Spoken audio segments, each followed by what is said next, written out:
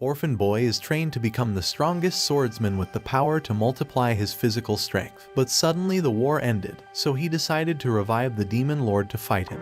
In the midst of the Gaz Empire War, a young orphan boy named Toru was trained to be a soldier. With no family, he believed his purpose was to fight and delete as many people as he could.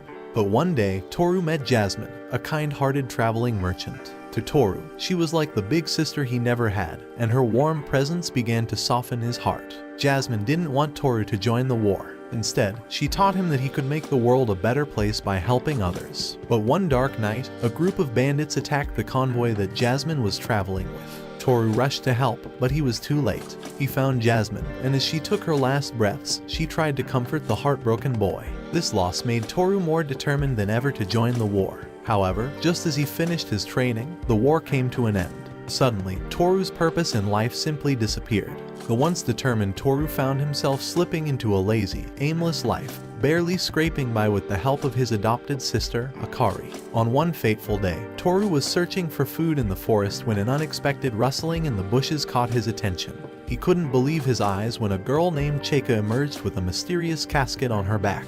She was on a mission to reach his town but got lost. Eager for the chance of a meal, Toru promised he would guide Chika to her destination if she paid him with breakfast. Before they could depart, a unicorn burst into view. With no time to lose, Toru and Chika raced away from the beast. They leaped from a cliffs, splashing into a river below. As they caught their breath, Chika noticed Toru's arm was injured. She went through her medical supplies but to no avail. Toru considered surrendering because they couldn't escape from the unicorn. But Chika inspired him to search for a new purpose in life. Together, they resolved to face the unicorn and fight for their survival. Chika drew her magical sniper, and Toru prepared himself for the battle ahead. With a chant, he transformed, his hair changed color, and markings adorned his face, the result of his training. Toru leaped on top of it, but the unicorn drags him underwater. The unicorn manages to get to the surface into the air, and Chika unleashed a powerful spell, splitting the unicorn down the middle. Exhausted but triumphant, the duo arrived at the town. They went for a well-deserved breakfast when Akira approached and scolded Toru.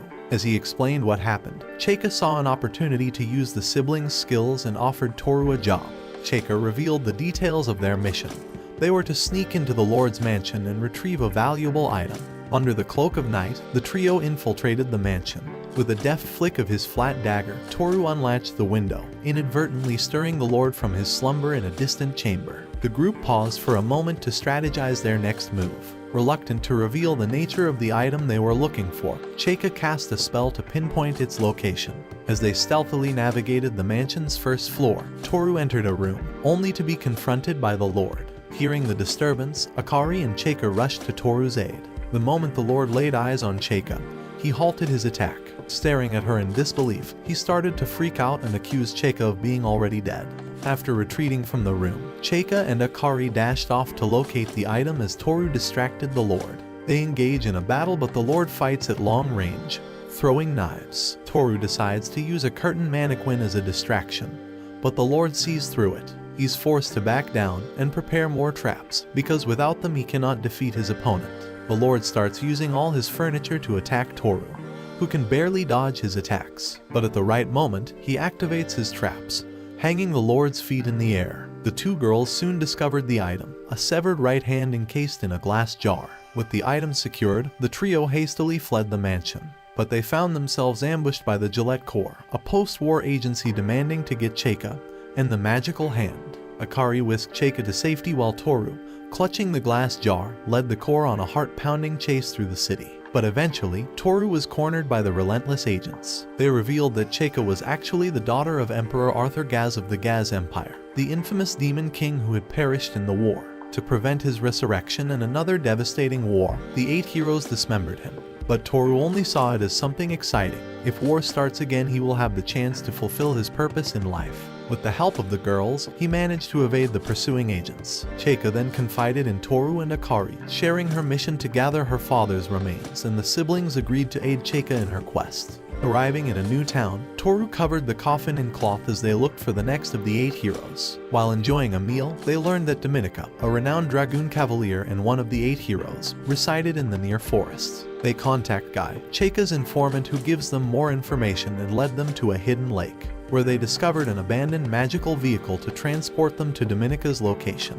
During their journey, Cheika shared her fragmented memories. She had been abroad when her father was slain and struggled to remember events surrounding the war. She only has memories from the past year. Suddenly, their path was blocked by Orthros, fearsome spell-casting hounds. Toru leaped from the vehicle to fight the beasts, allowing the girls to escape. But the hounds proved too powerful, and Toru was knocked down, vulnerable to be eaten by the wild beasts. In the nick of time, a blonde female knight swooped in to save him. She introduced herself as Dominica, the hero they have been looking for, and invited the trio to stay at her mansion. Toru proposed that they first ask Dominica for Arthur's remains peacefully, resorting to force only if necessary. Cheika felt conflicted, as Dominica had saved them and shown kindness. The following day, Toru requested Arthur's remains from Dominica. She agreed to hand them over if they could defeat her in a match. As they prepared, the group noticed something peculiar. Dominica didn't recognize Cheika, despite being one of the 8 heroes. In the heat of the battle, Toru and Akari fought Dominica using their iron blood transformation forms. Still, her powerful dragoon magic nearly overwhelmed them. But Toru cleverly deduced that the Dominica they faced was not the real one, but her dragoon assuming her master's form. After Cheika's well-aimed shot, the dragoon revealed its true form. Using their skills and the dragoon's earlier clue that its forehead was a weak point, the trio defeated the creature. In the aftermath, the dragoon resumed Dominica's form and shared the truth. Dominica had passed away from illness after the war. The dragoon, bound by their close bond and unable to forget Dominica, had assumed her master's form, seeking purpose in life. As promised, the dragoon handed over Arthur's eyes to the trio. Then, making a surprising decision, the dragoon chose to accompany them on their journey, transforming into a young girl named Frederica who wanted to find a way to defeat Toru. As they head to the town of Parameral, the group were suddenly ambushed. Toru managed to capture one of the attackers, only to find she looked strikingly similar to Cheika. Meanwhile, Cheika was seized by a member of the opposing group. The skirmish was cut short as the Gillette Corps appeared, forcing both sides to retreat. Once they were safe, the captive lookalike revealed her name to be Cheika. She, too, claimed to be Emperor Arthur's daughter and sought her father's remains. Let's call her Tu. But unlike Cheika, Tu intended to use her father's power to get revenge on the 8 heroes and those who had abandoned him during the war. She also reveals to Toru that there were other girls named Cheika, all claiming to be Emperor Arthur's daughters. Eager for answers, Akari left a note for Tu's companions, proposing a meeting. As they planned their meeting, Tu questioned Toru's loyalty to Cheika and tempted him to join her side, promising she will fulfill his wish to start a war. The 2 groups eventually meet, where they exchanged hostages. Despite Tu's enticing offer, Toru stayed true to Cheika. He recognized Cheika will trust anyone and knew that she needed his protection. After each group goes its own ways, Toru's team receives a tip from Guy about the next hero's location. They ventured to a mysterious valley shrouded in a magical fog. As they navigated the treacherous landscape, they accidentally tumbled into the fog, with Frederica swooping down to follow. Inside the fog, they discovered that it generated illusions, tricking Toru into thinking he and Cheika had survived the fall and become a couple, only for Gillette to appear and snatch her because they will get married. Confused, Toru dashed towards the protective barrier, but his friends pulled him to safety. Determined to end the fog's illusions, they resolved to destroy the machine that created it. Cheika cast a spell to temporarily dispel the fog, allowing them to locate and dismantle the machine.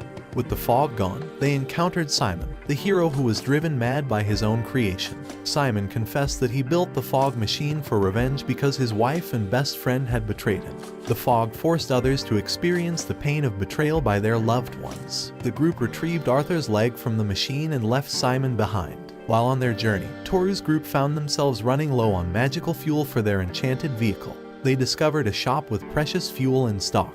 While purchasing it, Toru and Cheika learned from the shopkeeper that a duke, who ruled over a floating fortress, possessed one of Arthur's remains. Eager to continue their quest, the duo decided to venture to the floating fortress in search of the item. Upon reaching Iveco, Toru and his friends sensed something peculiar as they noticed an absence of young women and a shortage of magical fuel. They soon discovered from a shopkeeper that the Duke had been using the town's magic fuel to power his floating fortress, and his soldiers were kidnapping the town's women. The group devised a plan to infiltrate the floating fortress. Akari disguised herself as one of the captured women, and later enables the others to enter the fortress through the windows. Unbeknownst to them, Vivi and Zeta from the core agency had also snuck in. As they searched for the floating fortress's magical engine, the group was ambushed by the Duke's soldiers. Toru and Chika managed to flee, while Frederica was injured and Akari was captured. Akari was taken. While carefully scouting the fortress, Toru and Chika encountered a girl named Layla, who pleaded for help rescuing the captured women. They follow her, but it was all a trap, as Layla was revealed to be another accomplice of Ricardo and Grad. She takes Chika, leaving Toru surrounded by enemies. He wants to help her but gets attacked by his own sister, Akari. He's forced to not only fight the soldiers but also his sister at the same time. Without an option, he decides to run away and fight only Akari. They exchange blows as he asks her why she betrayed them, but she never replies. When Akari was captured, she was taken to Ricardo, the Duke's youngest son, who revealed that he killed his whole family and was using his father's name for his own schemes. Ricardo's wizard advisor, Grad, casts a spell on Akari to control her mind and attack her comrades. As they continue their fight, Toru ends up being dropkicked into a massive fall, only to be saved by Vivi and Zuida. They explained their goal to each other and agreed to join forces to find their friends and escape the fortress. In another part of the fortress, Layla brought Chika to a room, revealing she knew Chika's true identity. As they searched the fortress, the trio uncovered the horrifying fate of the captured girls. Ricardo had tortured them, and Grad used their painful memories as magical fuel for the fortress. Meanwhile, Layla confessed that she was also a Chika, known as Blue, and divulged a terrible truth. None of the Chakas were the real Chaka Gaz. They had been created, given false memories of being Arthur's daughters, and programmed with the mission to gather Arthur's remains. Chaka refused to believe Layla, who explained that after learning the truth, she had chosen to help Ricardo to ignite a new war for vengeance. The trio decides to separate. Toru will rescue Chika while the two girls buy him time by fighting Akari. The girls give Akari a massive headshot, breaking up the mind control, and end up finding Frederica, who created a little girl's body to stay alive. Despite learning about her true origins, Chika decided to continue her quest for Arthur's remains. They split up to search the fortress, with Akari heading to the bridge where she defeated Grad, ending his control over his minions. Toru finally manages to find Chika, but he goes berserk when he sees Ricardo preparing to torture her by slicing her up. He engages against this sadistic kid, but he falls to the ground tired and injured from all the fights. As Ricardo is about to stab him, Toru cold-heartedly gets up and stabs him. The kid didn't even see it. He and Chika quickly get Arthur's leg and try to escape. Angered by Chika's decision to continue her quest, Layla shot Toru with a crossbow. As she prepared to shoot Chika, Guy distracted her, allowing Chika to fire back with her magical sniper. Chika saves Toru from drowning, and Frederica takes everyone away in her dragon form. Back at their vehicle, Chika shared her true origins and determination to continue her quest with her companions. They all agreed to help her, and together they set off toward their next destination.